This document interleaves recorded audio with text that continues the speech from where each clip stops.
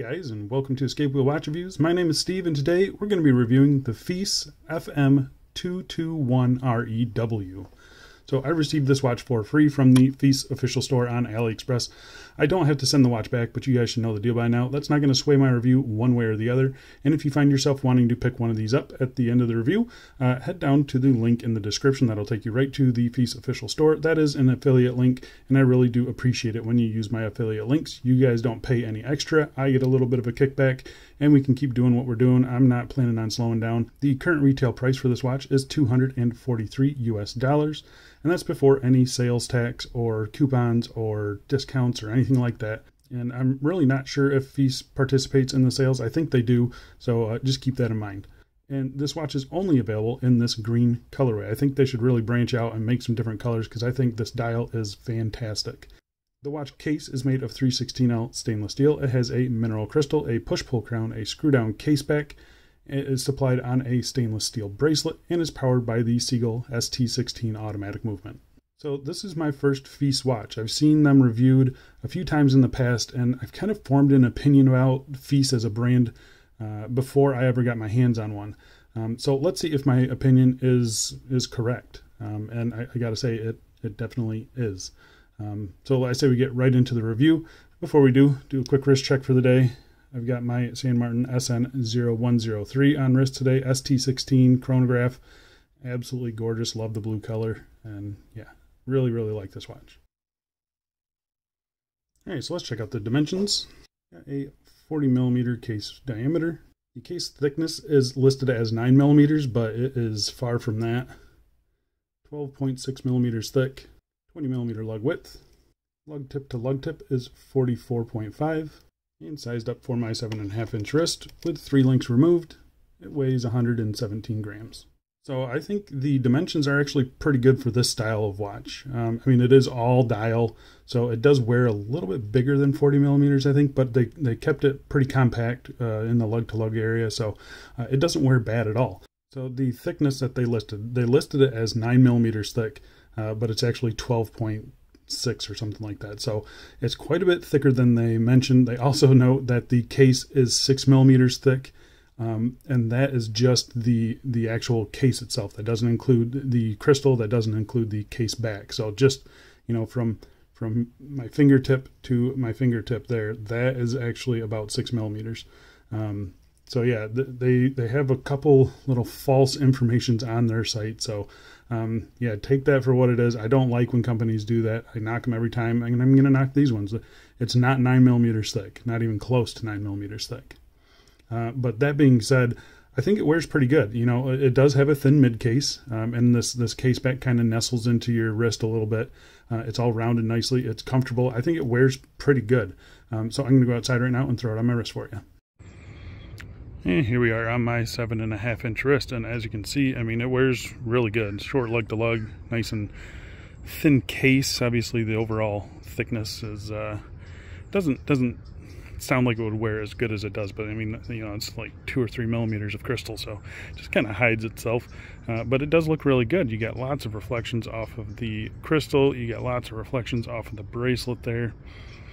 And it all wears really good. You got some decent curve down to the lugs as well.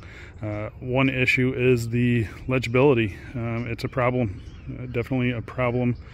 Lots going on in the dial, and the hands are flat. So we'll get into that a little bit more during the dial section. But yeah, visibility is a little bit of a problem on this thing. And popping out in some direct sunlight there, you can see again, visibility is an issue. But I mean, the dial on this thing, I'm going to try and zoom in here real quick. This dial is just gorgeous. It's really cool when you get it. You know, you got the bright green there, and then when you kind of tilt it, it almost gives like a sunburst type of effect, just because it's catching the sides of that texture, and it just shines really cool. Very cool dial on this thing. I'll give them that. It looks awesome. But I say we throw this on some straps and we can get back to this review. And here we are on a Milanese mesh, and yeah, I kind of figured this one would look pretty good, and it definitely does. Yeah, that actually looks really nice. I like it. What do you guys think about that? That dial, though. That dial is awesome. And here we are on a gray suede strap. This is from Merker. They actually sell this strap now, so the link will be in the description if you want to pick it up. It's a nice strap, and yeah, I think that actually looks really good. What do you guys think about that? Yeah, here we are on a black vintage strap. Kind of got some cream stitching texture. Link is down below for this one as well. And yeah, it looks alright. Not my favorite look. I think it would be a little bit better with white stitching, but yeah, it doesn't look bad. And lastly, here we are on a black Perlon strap. And it looks really good. One layer underneath the watch there, so it's really nice, very comfortable. These ones are linked down below as well. And yeah, I think that looks pretty darn good. What do you guys think about that one? Alright, let's go back inside and let's get back to this review. Alright, so let's talk about the case finishing on this thing. And the case finishing is super simple. It is fully polished. It's a 100% polished case. And the polishing is done pretty good. I see no issues with it. Yeah, I mean, it looks good. I can't really say much more about it. It looks fine. I don't see any glaring problems with the case finishing itself. Everything is done pretty smoothly. There's no real sharp edges or anything like that. No signed crown here. It's just a very simple, just basic crown. Flipping it over to the case back here, you have a display case back showing off the less than pretty ST16 automatic movement. But if you're into that, it's got that going for it. It is a, I was mistaken in my spec sheet. It is a screw-in case back, not a screw-down case back. So you got a few screws in there that you can take out, and yeah, interesting. I missed that. And then you have your typical spec sheet around the outside, and that's pretty much it. There's not a whole lot to say about the case finishing on it. It's a really interesting case finish, or an interesting case shape, I should say. It's very rounded on it, as you can see there, so there's no real straight sides to it. You've got some nice turn down to the lug tips here, and everything is, like I said, everything's done really nicely, and everything is really nice and smooth. So pretty happy with the case comfort. Yeah, I think the case finishing I have no issues with at all. All right, so let's talk about the crystal on this thing. And the crystal is listed as mineral. So I turned up the sensitivity of the diamond selector, and you can see it is definitely a mineral crystal. They say it's hardened, but you know, I have no way of really checking that. So yeah, it's a really nice crystal though. You know, mineral crystal gets a bad rap, but it's a lot more clear and less reflective than sapphire is. So the fact that it doesn't have any AR coating, it's not a huge deal. It becomes a little bit of an issue in certain lighting conditions, but most of the time it's really not a problem. You can see here really nice clarity in the middle of the crystal there, plenty of distortion on the edges. I think it's a nice looking crystal. I do wish it was sapphire, especially at this price, you know, $250 almost. It's got to be sapphire. Yeah, mineral crystal on a watch like this, especially coming out of AliExpress, I expect a sapphire crystal on this thing, and I expect it to have anti-reflective coating. So the fact that it has neither of those, it's a big downfall. It does look really good. I will give them that. It looks really nice. But man, it's got to be sapphire at this price point. All right, so obviously the star of the show on this watch is the dial, and it looks, I gotta say, it looks awesome. So you can see here, it's kind of a bright green at certain angles. And when you get like on extreme angles like this, it almost has like a sunburst type of effect, just because the light is hitting off the sides of those raised little bumps all over the dial. I mean, it looks really, really cool. This is an homage watch. So yeah, they're going after that look. They pulled it off pretty good in my opinion. Obviously I've never seen the real thing, but yeah, it's a really, really cool design, and they did a pretty good job on it. You have your printed numerals at 12, 3, 6, and 9 in that really cool font. I like it. And then you've got applied indices at all the other hour markers there, except 3 o'clock, which has a framed or a chamfered date window. And I think that date window kind of ruins the look for it. I wish they would just drop that out completely. I don't like it. I don't like the look at all. The dial is kind of a fume, so it starts bright green and then it gets really, really dark out at the edges. the pictures online are not accurate to what it is in real life. This is how it looks. So it's green pretty much the entire way, and then right at the edges it kind of fades to a black. And that's where your printed minute track is. That's where your little loom pips are. And I mean, it's nicely done. I see no issues with it, but there's a lot going on in the listing that are not accurate to the actual product. And that's kind of where I have a problem with this. You do have your Feice branding there at the 12 o'clock, the Feice original. So yeah, there's little nods to the actual watch as well. But the texture on this thing is really cool, and that is definitely the star of the show. It's nicely done. I see no issues with it. It looks cool, especially when you get it at those extreme angles. It kind of like radiates out. It's a really cool look. They definitely did a nice job on it, and I see no issues with it. The handset that they chose, it's a good size. It reaches right out to the minute track there. They do get a little bit lost just because they're just a flat handset, so there's no fasting or anything like that. So there's times where they do get lost. That minute hand or that second hand sweeping around nicely there, and again, a good size on it. And overall, I am pretty pleased with the dial on this thing. You can see those little loom plots at the hour markers there. They're raised up a little bit. The loom on this thing is terrible. I'm not even going to show a loom shot. Don't buy it for the loom. It is there. You've got just singular dots at all the hour markers and then little slivers on the hands. But again, it's not good. It might as well not be there at all. All right, so let's talk about the movement in this thing. So the movement is the Seagull ST16 automatic. I'm going to pop up my time grapher shot here, and it is not running good. The accuracy is negative 11 seconds. And then if you see those two lines that are running up, those usually you want to be super close together. The beat error on this thing is the worst I've seen in any watch. 4 milliseconds, not 0.4 milliseconds, 4 milliseconds. That's pretty bad. Obviously, I'm using just a smartphone app, so maybe, you know, something's going on with that, but I did it a couple times and I got the same result. So yeah, the beat error is an issue. I'm not convinced at the health of this movement, but the movement itself, ST16 automatic, it's 21 joules, 21,600 beats per hour, so 6 ticks of the second hand every second. It hacks, it hand winds, and it has about 36 hours of power reserve. I've had this movement in plenty of other watches, and I've never had one run this bad, so I think it's just this watch. The movements are cheap to replace, they're easy to replace, so no issues with that if you do need to fix this in the future. So yeah, I'm not happy with the movement, especially, again, at $250. This thing should have something better in it. Either a PT5000, at the very minimum, it needs to have a NH35. But yeah, I mean, this Seagull is in watches that are like $50 or $60. So $250 for this movement, and it's running that bad. Not good. Again, I'm dinging them. That's just bad. They need to address that. So the movement itself, it is operated by this 3 o'clock push-pull crown. Again, unsigned, unspectacular crown. Pull it out to the first position here, and this is where you change your date.